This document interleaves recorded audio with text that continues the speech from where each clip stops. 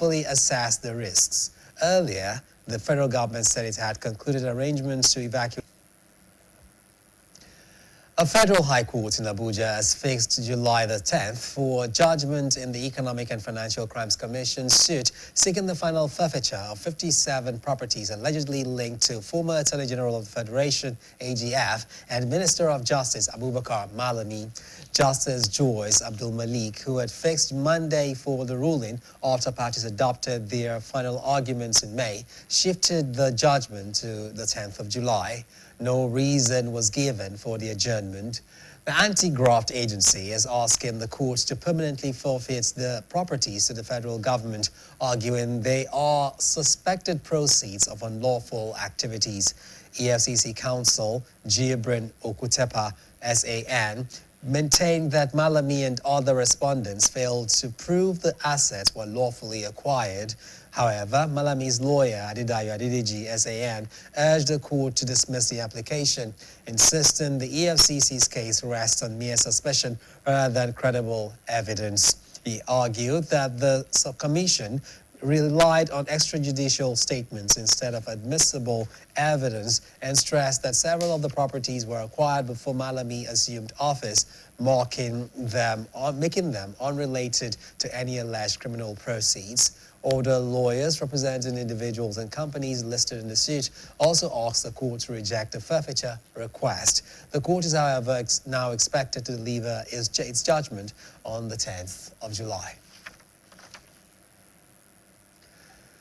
Government revenue and fiscal capacity have improved significantly with increased allocations, ensuring that no state government is currently owing workers' salaries.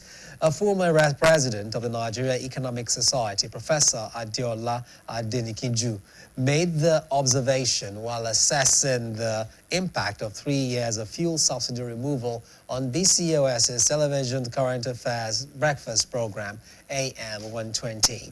Our reporter, Olamide Owolabi, who monitored the program, has the details.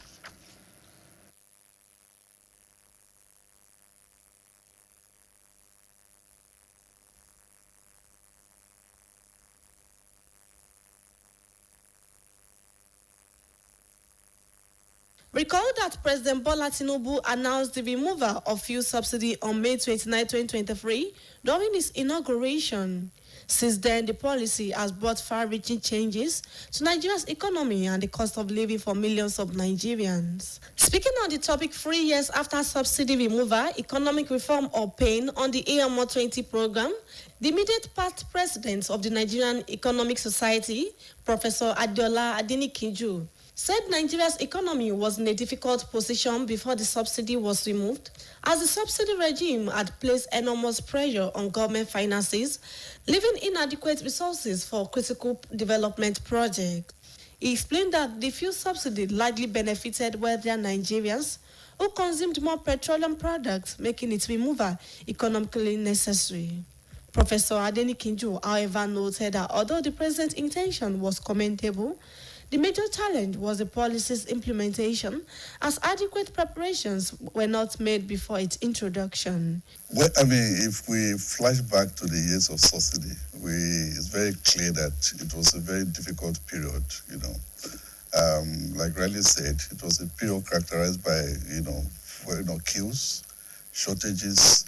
It was a time of huge fiscal drain on Nigerian government. There was a time Nigeria was spending on subsidy an amount that is even higher than what government spends on education, spent on health, spent on many other, many infrastructure. And then also because we're losing so much money from subsidy, government had to borrow. So government fiscal deficit rose sharply, and we know that has implications on exchange rates. Where smuggling was very rife. Professor Adenikiju maintained that the rising cost of goods and services cannot be attributed solely to the removal of fuel subsidy, stressing that insecurity and other economic challenges have also contributed significantly to inflation and the high cost of living. On the federal government's compressed natural gas CNG vehicle conversion initiative, it described the program as laudable but said its implementation has been inadequate and only partially executed. When you're going to remove subsidy, you have to have a plan on how do you target, how do you take care of the poor, okay? You have to, they are trying to do that now, but the coverage, in my view, is limited. It's not transparent, okay? That in countries like, in Iran, China, when they were there, they had a register of the poor people. So you can know that these are poor people. How much are they going to lose? You send checks to them. They send money directly to them to be able to mitigate those effects, okay? You have to see how to boost public mass transit system. Public transportation is one of the areas that will be, because a lot of people move through that, goods move through that, and those have implications on food prices eventually. So you must be able to plan ahead, find a way of ensuring that, that kind of supply, that kind of pricing or high prices from transportation will not occur. Professor Adeni Kinju emphasized that economic reforms are often accompanied by short-term hardship and urged the government to implement complementary policies and effective social intervention programs to cushion their impacts on Nigerians, particularly the most vulnerable. Olamide Owolabi, BCOS News. You're watching news around the world on BCOS television. We pause for a short commercial break. Please stay tuned.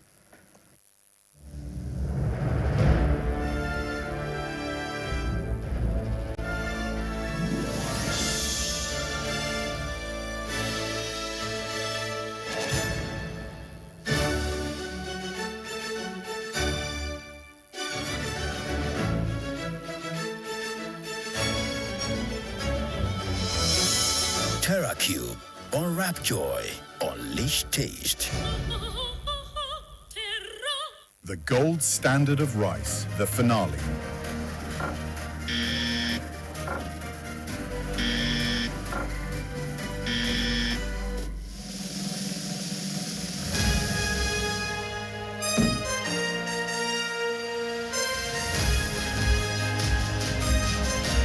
High swelling index. Non-sticky, no stones. Big Bull Gold, the gold standard of rice.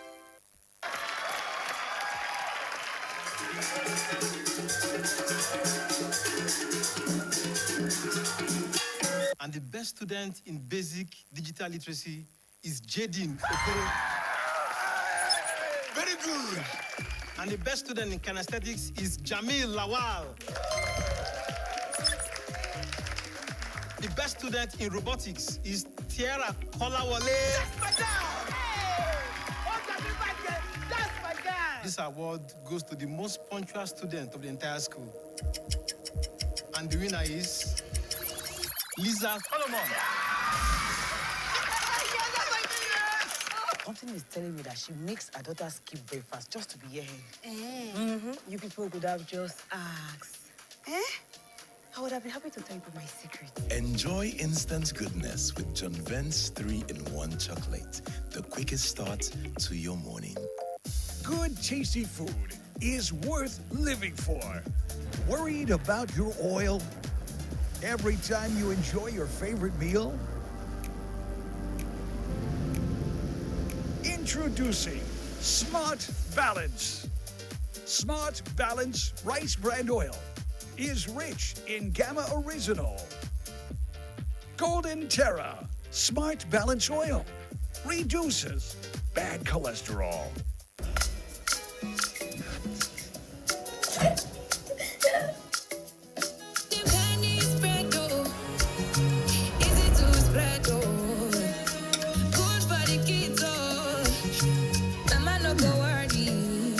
Done, kiddos. Thanks to Golden Penny Spread, easy to spread and good for the family. Mama like Golden Penny Spread, easy to spread and good for the family.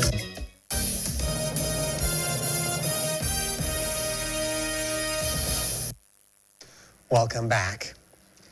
As preparations gradually gather momentum ahead of elections in Nigeria, attention is once again focused on the registration and collection of permanent voters' cards, PVCs, the only valid means of participating in the electoral process. The Independent National Electoral Commission, INEC, says it has extended the continuous voter registration exercise by 2 weeks to enable more eligible Nigerians register before the deadline.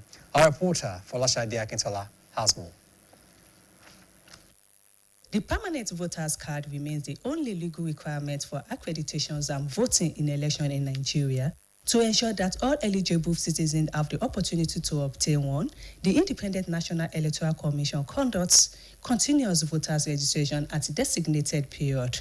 Ahead of the next general elections, 2 phases of the exercise have already been concluded, while the third and final phase is currently underway. Speaking with BCOS News, the head of Voters Education and Publicity, INEC Oyo State, Alhaji Tailat Adiagbo, said the third phase of the continuous voters registration exercise, earlier scheduled to end on July 10, has been extended to July 26, following approval by the Commission. He explained that the extension is aimed at giving more eligible Nigerians the opportunity to register while reducing the usual last-minute rush at registration centers. Alhaji Adiagbo disclosed that the Commission has provided 351 registration centers across Oyo State to make the exercise more accessible. He added that the newly self-service registration platform is strictly for first-time registrants, while those unable to complete the online process can visit designated registration centers or INEC office for assistance. Whereby you don't even need to come down to the INEC office for the registration. You can do everything without even coming down to the INEC office. If there is people that cannot even do it by themselves, they can still come down to the INEC office and all the designated center that we made use during this ongoing CVR exercise. And it's better to let us know that we have 351 registration centers. Let them come out and get registered. Get registered and also collect the permanent voters card, the one we had before the commencement of this exercise. For those that have just registered in the first and second phase, when the cards are ready, INEC will go on here and announce to the public to come and collect it. But the basic thing is that whoever that wanted to collect their PVC, they will collect it at the local government they intended to vote or where they registered. On PVC collection, the INEC spokesman revealed that 515,254 permanent voters cards from previous election cycle are yet to be collected in Oyo State. He explained that the uncollected cards are available for collection at the respective local government office where voters registered. However, PVC for those who registered during the continuous voters registration exercise that commenced August last year are not yet ready. The number of uncollected cards in Oyo State is 515,254. Since we started this ongoing CVR exercise, which was in August last year, people have started collecting their PVC. I will enjoy people to come and collect their PVC because merely registering without PVC, you cannot even vote on the election day. It's a matter of constitution, which is clearly stated in the Electoral Act. Alhaji Adiagbo emphasized that registration alone does not qualify anyone to vote, stressing that Section 47(1) of the Electoral Act requires every voter to present a valid permanent voter's card before accreditations on election day. He assured that the Commission will continue to keep the public informed through the media on when the newly produced PVC will be ready for collection. With the July 26 deadline fast approaching, INEC is urging all eligible Nigerians who are yet to register to take advantage of the extensions, while those with uncollected PVCs are encouraged to collect them and prepare to participate in future elections. Folashade Akintola, BCOS News. In continuation of efforts to cushion the effects of economic hardship on vulnerable residents, the Oyo State government, in collaboration with a multinational company, has flagged off the distribution of 30,000 bags of rice across the state. The initiative, which complements the Sustainable Action for Economic Recovery Safer program, targets persons with disabilities and other vulnerable groups in all 33 local government areas of Oyo State. Details of the event held at the State Local Government Building, Secretariat Ibadan, are presented by Governor's Office correspondent Olalekan Suleiman. Speaking at the flag-off ceremony, the Oyo State Governor, Engineer Seyi Makinde, represented by the Secretary to the State Government, SSG, Professor Musbao Babatude, expressed appreciation to the donor company for the intervention.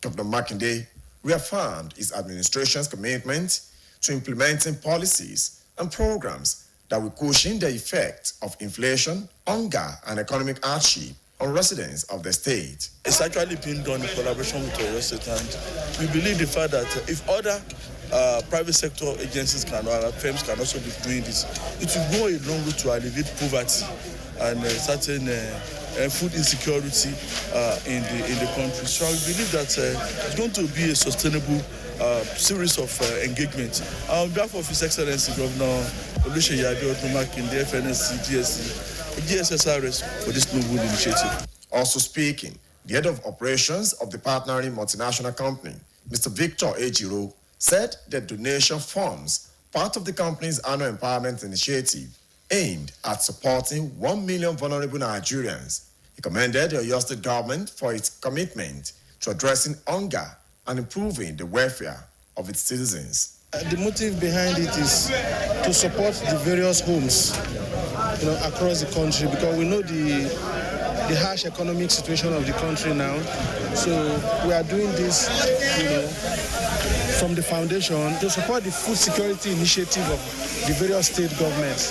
So this one is a token from us, to support communities, homes, starting from the state, local government, wards, and various, homes in our country. Some of the beneficiaries, drawn from the 33 local government areas of the state, expressed gratitude to the Oyo State government and the donor company, noting that the rise will go a long way in supporting their families during the current economic challenges.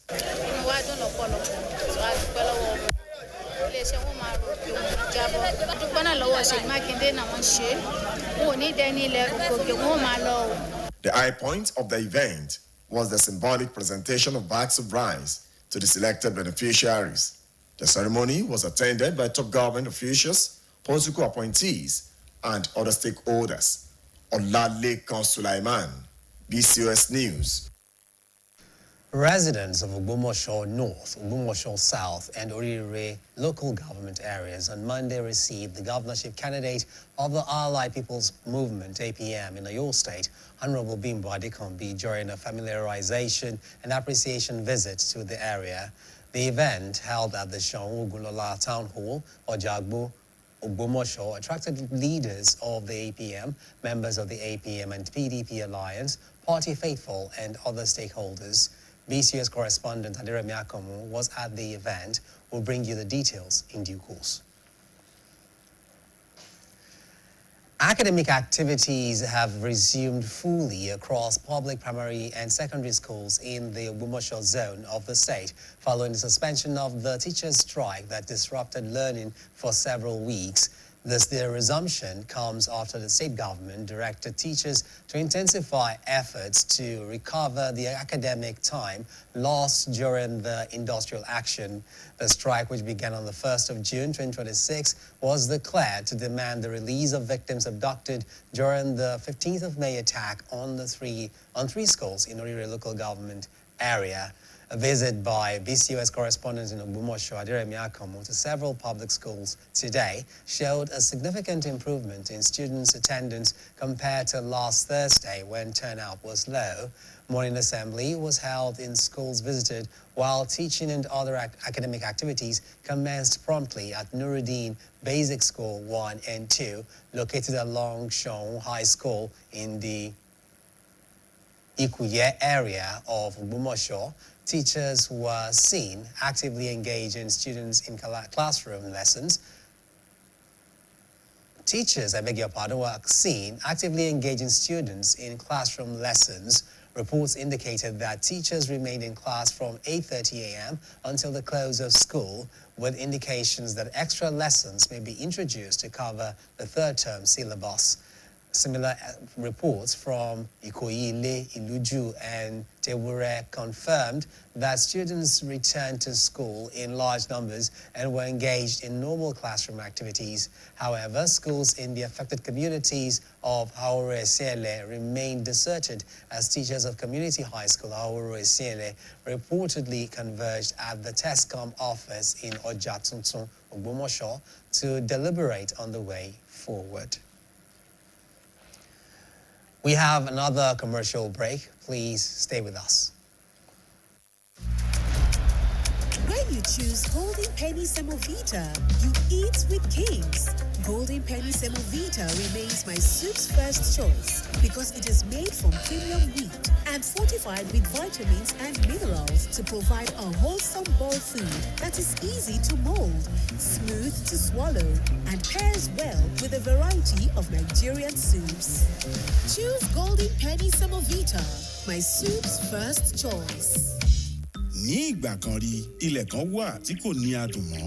Oúnjẹ ti pàdánù adùn rẹ̀, kò sì sí ohun tí a lè tún fi gbádùn mọ́. Ní ìgbà náà ni Taste Maker yọdé láti dá adùn padà sí ilẹ̀ àìládùn yìí. Gbogbo ohun tí ó ṣe ni ó wọ́n, ó rò ó sì bù ú. Láti ìgbà náà lọ, wọ́n mọ òtítọ́ kan. Gbogbo ohun tí wọ́n nílò ni wíwọ́n, rírò àti bíbù. Taste Maker.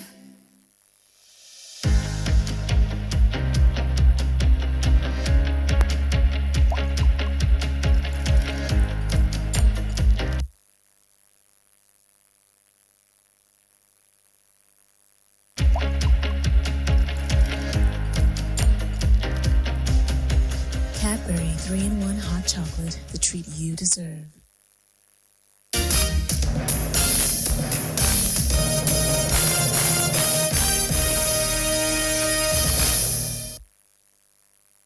Welcome back. The Oyo State Police Command has recovered a stolen vehicle and arrested 3 suspects over alleged vehicle theft and receiving stolen property. The police say the breakthrough followed a report by a 55-year-old Ibadan resident, Mr. Ruben Adebayo, who alleged that his Toyota Carina E was stolen after he conveyed a passenger from Akobo to the motor spare parts market at Gate, Ibadan. According to the police, the suspect, identified as 60-year-old Femi Ojo, deceived the vehicle owner with claims of purchasing an engine before luring him away from his parked vehicle. However, during his absence, an accomplice who is currently on the run allegedly stole the car. The command says intelligence-led investigations led to the arrest of the principal suspect in Akure, Ondo State, as investigators also arrested 2 other suspects, Kayode Afolabi and Olatunji Mutiu, who allegedly bought and resold the stolen vehicle. The stolen vehicle was recovered at the Oyaru Bulem Motor spare parts market in Akure, as police say its color had been changed from the original Oyo State commercial color to green, while its engine and gearbox had been removed in an attempt to conceal its identity. The removed components were also recovered. The suspects, who have reportedly confessed to their roles, would be charged to court after investigations are concluded, while efforts are ongoing to arrest the fleeing accomplice. Meanwhile, the State Commissioner of Police, CP Abimbola Olubenga, has commended the officers involved in the operation and reaffirmed the command's commitment to protecting lives and property, urging residents to continue supporting the police with timely and credible information to enhance security across the state. In the meantime, the Oyo State Police Command has commenced an investigation into the alleged killing of a 24-year-old man, Sefiu Kehinde, during a masquerade procession in the Labiron area of Ibadan. According to a statement by the police public relations officer, DSP Ayolade Olayinka, the incident was reported at the Mapo Divisional Police Headquarters on Sunday by a relative of the deceased. The complainant alleged that the victim was attacked with axes and cutlasses by a masquerade identified as Asuleke and some of his followers while they were parading through the area. Police officers were immediately deployed to the scene and rushed to the victim to hospital, where it was confirmed dead by the doctor on duty. The police confirmed that the Asoleke masquerade has been arrested, while 4 suspected accomplices remain at large. The State Commissioner of Police, CP Abimbola Olubenga, has directed that the case be transferred to the State Criminal Investigation Department for a thorough investigation. The command says efforts are ongoing to apprehend the fleeing suspects and has appealed to residents to remain calm and provide useful information that could assist in the investigation.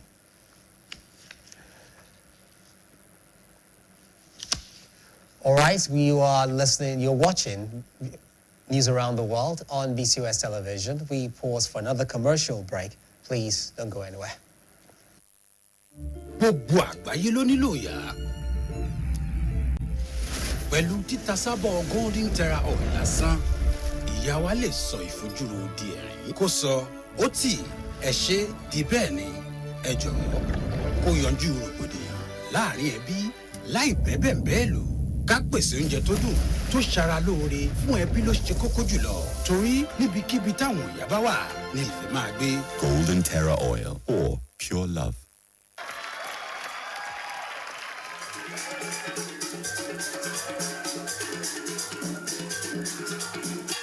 And the best student in basic digital literacy is Jadin Okoro. Very good. And the best student in kinesthetics is Jamil Lawal. The best student in robotics is Tiara Kolawole. That's my dad! Hey! That's my dad! This award goes to the most punctual student of the entire school. And the winner is Lisa Solomon. Something is telling me that she makes her daughter skip breakfast just to be here. You people could have just asked. I would have been happy to tell you my secret. Enjoy instant goodness with John Vent's 3-in-1 chocolate. The quickest start to your morning.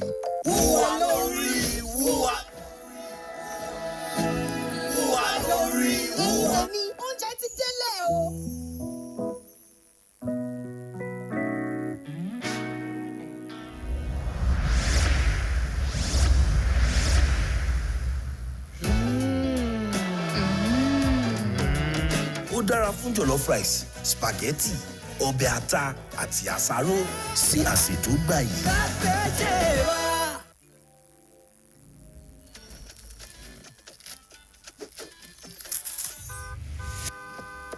Alert! Uncle Today's car just pulled in. What is new? Why are you people staring at me like this? Wonderful. How about now? Ah, see these jokers. So you want hide better thing from your uncle? New Pure Bliss Gold, now in 3 delicious flavors for your delightful indulgence. Ah, Pure Bliss Gold no they have.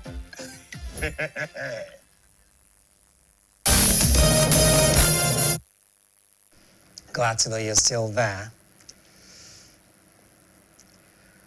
Flooding is no longer just a natural disaster. It is increasingly worsened by blocked drainage channels, indiscriminate waste disposal, and poor urban planning.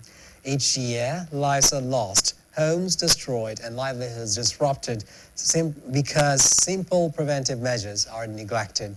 Across Nigeria, many communities continue to contend with waterlogged roads, submerged homes, and damaged infrastructure, not only because of heavy rainfall, but also because drainage systems in urban development have failed to keep pace with rapid population growth.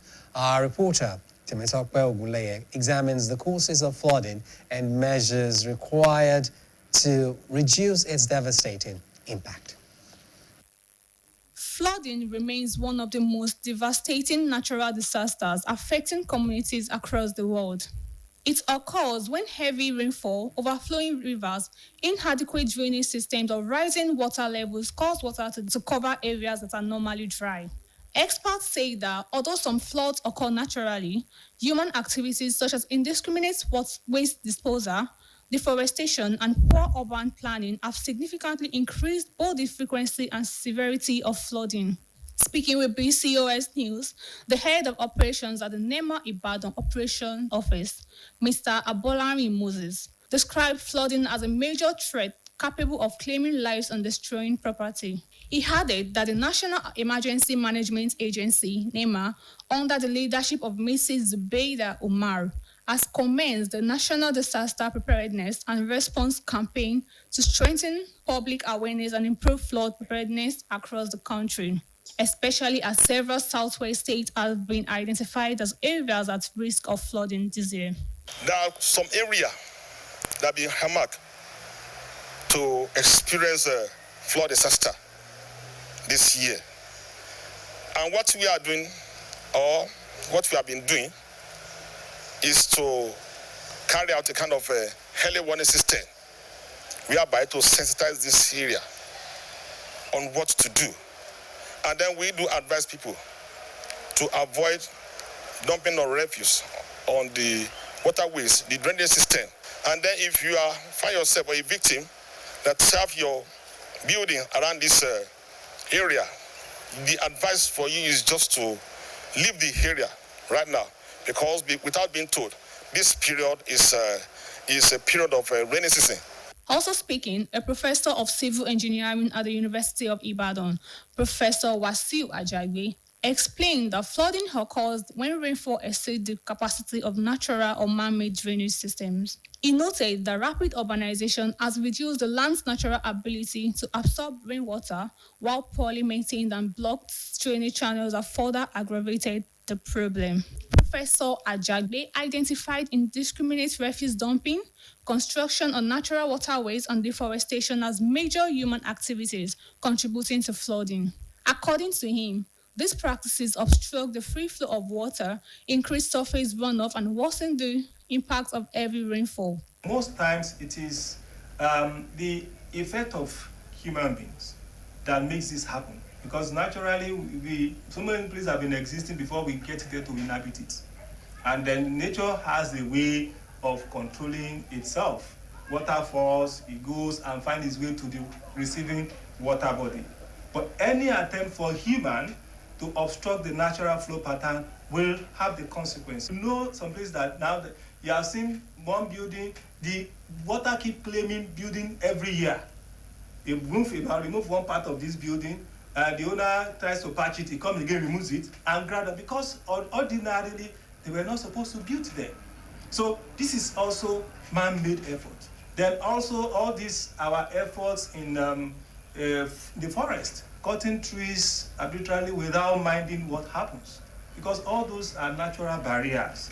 Trees are meant to hold, soil together in a way that will not allow easily water to wash them off. Professor Ajagbe urged residents to dispose of waste properly, keep drainage channels free from obstruction, and avoid building on flood-prone areas and natural waterways. He also called on governments at all levels to enforce environmental regulations, expand and maintain drainage infrastructure, and intensify public enlightenment campaigns aimed at preventing flooding. Temitope Ogunleye, BCOS News. 15 persons, all males, have died in an auto crash at Muslim cemetery along Wumosho-Kolo route on Ilorin Jeba Expressway, Kwara State. FRSC Sector Commander Kabiru Kazim, who gave the name of the driver as Nasir Muhammad, confirms the auto crash. He reported that the fatal crash, which occurred earlier today, was a lone accident involving a trailer vehicle. The trailer with humongous loads and several owners on top suddenly went off track from the main road while the driver was asleep, causing the long truck to detach from its head while all the loads fell off on the owners. The FRSC report, which said that a total number of 48 people, all males, were involved in the crash, added that 17 people sustained varying degrees of injury. The FRSC boss said that the injured victims had been taken to Arawa Medical Center and Baki Hospital for medical attention, adding that the corpses had been handed over to the representatives of the families. He said the search for more victims that were buried under the load was ongoing. A sector commander said that the command intended to intensify public enlightenment through the town hall meeting with relevant stakeholders, while he advised motorists to avoid mixed loading and night traveling. You're still watching news around the world here on BCOS television. We have yet another commercial break. Please don't go anywhere. My skin is my identity, my strength. It's unique and deserves care made specially for me. New Nivea Radiant and Beauty Advanced Care with 5 oils and 5 vitamins. 48-hour nourishment. Helps reduce appearance of stretch marks in just 2 weeks. New Nivea Radiant and Beauty Advanced Care for your shade of beautiful. Rò ó jinlẹ̀, àwọn oúnjẹ mèremère tó lè fàwọn èròjà yìí ṣe. Ó ti ná owó rẹpẹtẹ, ṣùgbọ́n kò sí àrídájú oúnjẹ aládùn.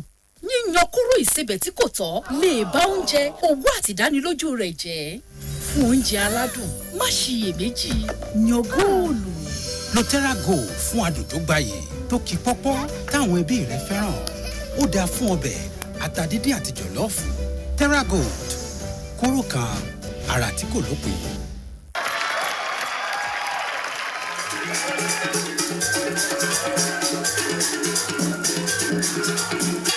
And the best student in basic digital literacy is Jadin Okoro. Very good. And the best student in kinesthetics is Jamil Lawal. The best student in robotics is Tiara Kolawole. That's my girl! Hey! Oh, that's my girl! This award goes to the most punctual student of the entire school. And the winner is Lisa Solomon. Something is telling me that she makes her daughter skip breakfast just to be here. You people could have just asked. I would have been happy to tell you my secret. Enjoy instant goodness with John Vent's 3-in-1 chocolate. The quickest start to your morning.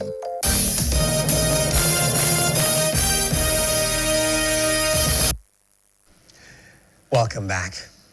To ensure eternal happiness, people should strive to strengthen their bond with God and desist from engaging in activities that may erode their faith and spiritual foundation. These were the key takeaways from prominent speakers at the 2026 Jehovah's Witnesses Convention themed Eternal Happiness. BCOS reporter Olamiposi Shola, who was at the Fatumo area in Ibadan, venue of the convention, brings the details.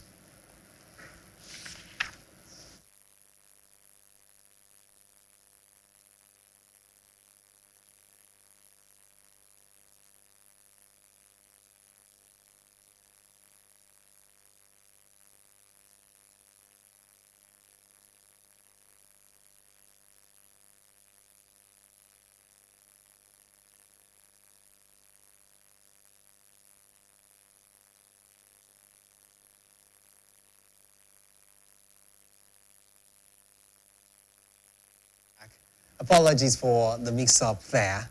Now we'll go over to the sports segment of the news. Please stay tuned. And welcome. I am Victor Pone, here to take you around the ever-exciting world of sports. England coach Thomas Tuchel says there is total confusion over the disciplinary process at the World Cup after FIFA's shock decision not to ban Folarin Balogun. United States striker Balogun, who was sent off against Bosnia and Herzegovina, should have been banned for the last 16 tie against Belgium. But FIFA opted not to enforce an immediate suspension, meaning the co-host's leading goal scorer will be available to play. With Jared Conser sent off in England's 3-2 win over Mexico, was asked if he would be petitioning FIFA to get the ban cancelled before Saturday's quarterfinal against Norway. Both Balogun and Conser were sent off following the video assistant referee VAR review. And still on England, midfielder Jordan Henderson suffered a really bad wrist injury while celebrating his side's dramatic World Cup last 16 win over Mexico, manager Thomas Tuchel has revealed. Anderson appeared to land awkwardly after falling from the advertising hoardings at Mexico City's Azteca Stadium following England's 3-2 victory and was pictured leaving the pitch on a stretcher. The 36-year-old Brentford midfielder's World Cup has been limited to a 6-minute appearance at the end of England's Group L win over Panama. Anderson has been accompanied by a member of England's support staff and did not travel back with the team on Monday. England's next match is a quarter-final tie against Norway in Miami on Saturday. Anderson is likely to join Rhys James, who picked up a hamstring injury in England's opening match on the sidelines. Jarrell Kansah is also unavailable after receiving a straight red card during England's victory over Mexico. And wrap up with the news that Nottingham Forest have appointed former Crystal Palace boss Oliver Glasner as their 5th head coach in less than a year. The Austrian arrives at the City Ground as a replacement for Vitor Pereira, who was sacked on Tuesday. Forest triggered the clause in the contract with Pereira, informing him of their decision 2 minutes before it was due to expire in June. Contact with Glasner, who left Palace at the end of last season, was initiated earlier this summer. And that's your sport update on news around the world. I am Victor Opune. Thanks for watching. At least 20 people have been killed and more than 100 were wounded in clashes at a prison in Sri Lanka. Foreign desk editor Falashadi Akintola compiled the story and others as presented by Khadija Lawal. Violence broke out at the prison in Negombo, about 35 kilometers north of the capital, Colombo, on Sunday and continued today, according to local media reports and police. Footage from the press showed a heavy police presence outside the gates of the prison as a police bus carrying the injured inmates, some of them sprawled on its floor, left the premises. A hospital source told the press that at least 16 inmates and 4 prison guards were killed in the violence. Pushpa Gamlat, director of the Negombo Hospital, said the facility had received 23 bodies and more than 100 wounded inmates and guards had also been admitted to hospital, the press reported. Police spokesman Chandana Erat confirmed the clashes in the prison and that there were deaths without providing further details. The reason for the clashes was not immediately clear. Meanwhile, a super typhoon has made landfall on United States territorial islands in the Western Pacific near Guam, with authorities saying they have received reports of significant damage as powerful winds and torrential rain hit the Northern Mariana Islands. The eye of Super Typhoon Bavi passed over the islands of Rota this morning local time, bringing winds of more than 150 miles per hour, equivalent to a Category 5 hurricane, according to the U.S. National Weather Service. It was traveling at about 9 miles per hour west towards the Philippines, the NWS said. All right, to end the news around the world, here again are the top stories. The federal government has urged Nigerians in South Africa who fear for their safety to take advantage of its final evacuation flights, warning that there are no signs that the situation is improving amid ongoing xenophobic attacks that have claimed the lives of 2 Nigerians. The Oyo State government, in collaboration with a multinational company, has flagged off the distribution of 30,000 bags of rice across the state. On the foreign scene, at least 20 people have been killed and more than 100 were wounded in clashes at a prison in Sri Lanka. BCOS TV is now on Niger TV app, and you can watch us from any part of the world. Also, the BCOS website is live. Kindly visit www.bcostv.com. Alternatively, you can watch us on GoTV, channel 134, and on StarTimes, channel 113. Now, before I go, if you see something suspicious, alert the authorities for timely response. Be vigilant. That's the news around the world. From me and the team here, many thanks for watching. Enjoy the rest of your evening.